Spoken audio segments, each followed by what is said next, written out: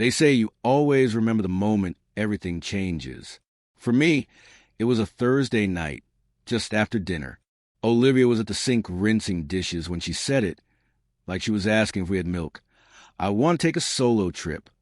I put down my glass. By yourself? Well, no. Maddie and ISA are going too. But I need this for me. She didn't look up, just kept scrubbing the pan.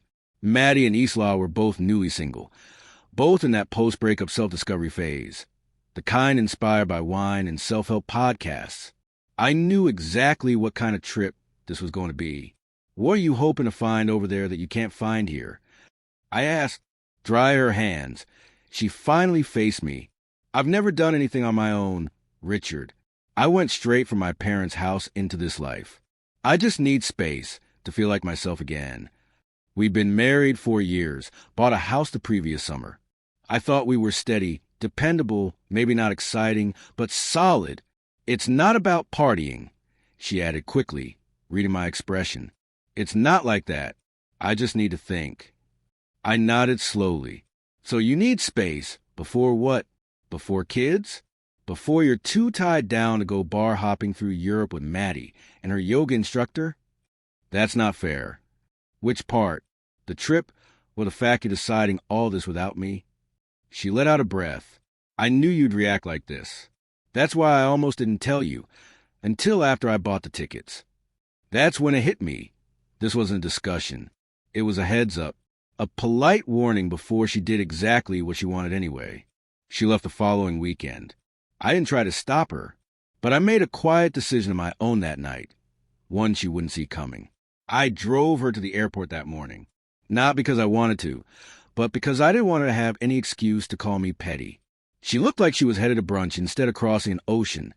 Linen blazer, big sunglasses, expensive suitcase. You okay? She asked as we pulled up to the curb. I'm good, I said, cutting the engine. You got your passport? She nodded but paused. You're being quiet. I turned to her. You're going on vacation with 2 women who treat relationships like gym memberships, and you're asking why I'm quiet. She frowned. This is why I needed to get away. You twist everything. Not everything's about cheating. No, I said, but trips like this tend to leave doors open that shouldn't be. She rolled her eyes and got out. I followed to grab her bags. She kissed me on the cheek, like I was a co-worker instead of her husband. I'll text when I land, she said. You don't have to. Her smile faltered. What's that supposed to mean? It means go do what you've already decided to do. Just don't pretend it's for us. She didn't respond, just walked inside. I watched her disappear through the sliding doors, then drove off without looking back.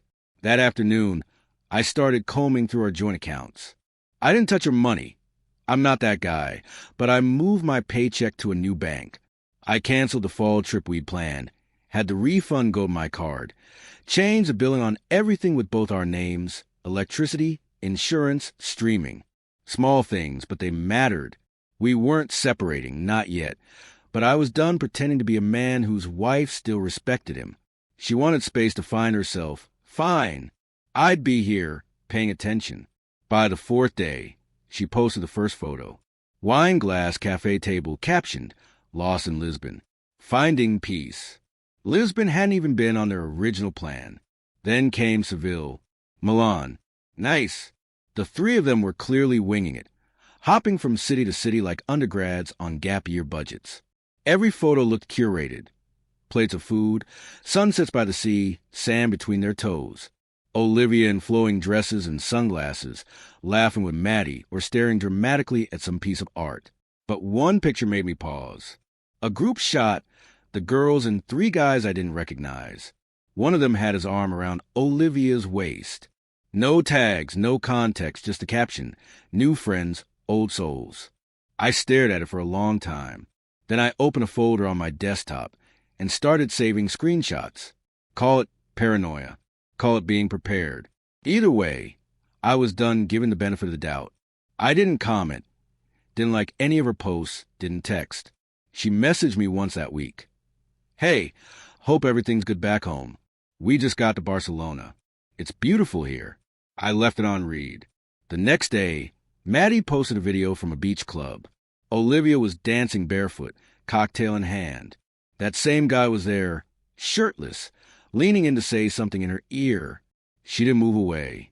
I watched it twice, then saved it in the same folder. Still didn't say anything. 3 weeks later, she walked back through the door like it was any other Sunday, dropped her bags in the hallway and grinned. God, it's good to be home. You would not believe the train situation in Italy. I was leaning against the kitchen counter, arms folded. She glanced around. You rearranged. Had time. She stepped closer, leaned in to kiss me. I turned slightly. She caught my cheek instead of my lips. Her smile dimmed. You mad? No, I said.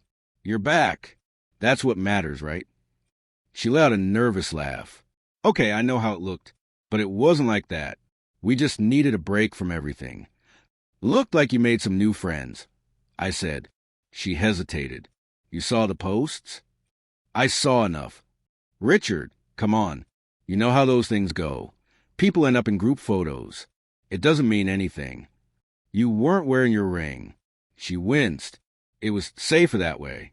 We were traveling, and I didn't want to draw attention. I said nothing. She crossed the room to her suitcase and began pulling out trinkets.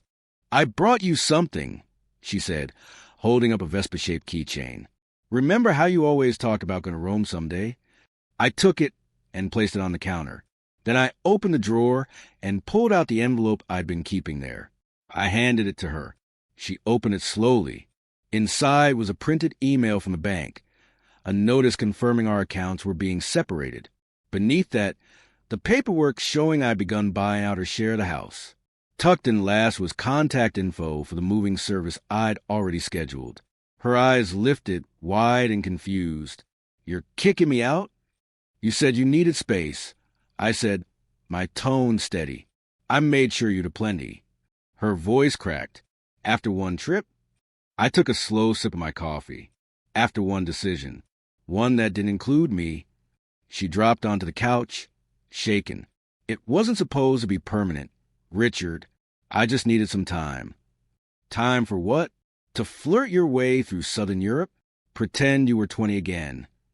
She looked at me like I was being cruel. You're overreacting. You won't even let me explain. You had a month, I said. All I got were polished photos and vague captions. I didn't cheat. Did you come close? She didn't answer. That's said enough. You think because you didn't cross some obvious line that nothing happened. But you erased me the second you boarded that plane. You wanted freedom. Olivia, you got it. Freedom costs. Her eyes welled up. So that's it? You're just done. I didn't say anything right away. Instead, I walked to the closet, brought out the duffel bag I'd packed for her, and placed it gently by her feet. You can stay with ISA or Maddie. You've got places to go. She rose slowly, her voice barely above a whisper. This is really happening. I looked at her. I warned you. I told you not pretend it was for us. You made your choice. Now I'm making mine. There wasn't a fight, no shouting, just a silence that settles in when something ends for good. By the end of the week, she was gone. Maddie came in her little blue car to help with the rest of Olivia's stuff. She barely looked at me when I opened the door, just a flat, "Hey!" before she walked to the bedroom. Olivia didn't speak much either. She moved through the place like a guest, taking down photos, clearing drawers, leaving half-used shampoo in the shower like she couldn't bring herself to finish the goodbye. At one point, she stopped in the doorway while I typed at the dining table. "This doesn't feel real," she said. I didn't look up. "It is. I thought we could fix it when I got back. You should have thought about that before you booked the trip without me." That weekend, my brother Aaron came by with his truck. No questions. Just helped load up what was left and took it to storage. After he left, I wrapped myself in a blanket and sat on the balcony with a glass of whiskey. The house was quieter now, but it wasn't empty. It was mine. I wasn't angry, wasn't broken, just free. She chased freedom across the world. I found mine without ever leaving. 2 weeks passed before I heard from her again. A number I didn't know lit up my phone. I let it go. Then came the emails. "Can we talk?" "Just once?" I didn't answer. The next day, she was outside my house, arms crossed, trying to seem composed. "I've been calling you." "I know." I locked the door behind me. "You moved on that fast?" "I started moving the moment you said you needed space." She stood there like she was searching for the right angle. "I made a mistake." I met her eyes. "No, you made a choice. You just didn't like the result. I thought we were stronger than this." "No, Olivia. I was strong. You were uncertain." That hit her hard. She flinched. "You don't mean that." "I mean every word." She reached into her bag and pulled out a small box. "My wedding ring. I kept it the whole time. I didn't take it off. I didn't touch it. That ring went further than our marriage ever did." She stood there, speechless. I walked past her toward my car. "Is this really it?" she asked, panic creeping in. I looked back. "You asked for freedom. You got it." Then I got in, started the engine, and didn't look back. It's been 5 months. The house sold. We split everything that needed splitting. No court battles, just clean cuts and quiet departures. I moved into a smaller place near work. 1 bedroom. Simple. Uncluttered. Mine. I started running again. Took a photography class on Thursdays.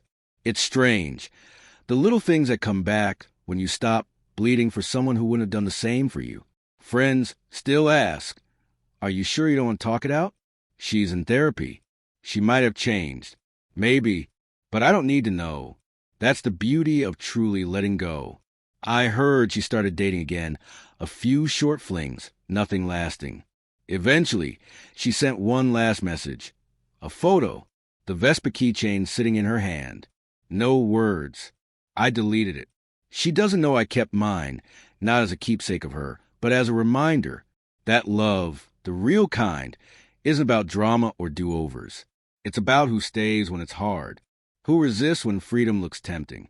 She left to find herself. I stayed and found me. I'm dating again, slowly, carefully. I don't chase fireworks anymore.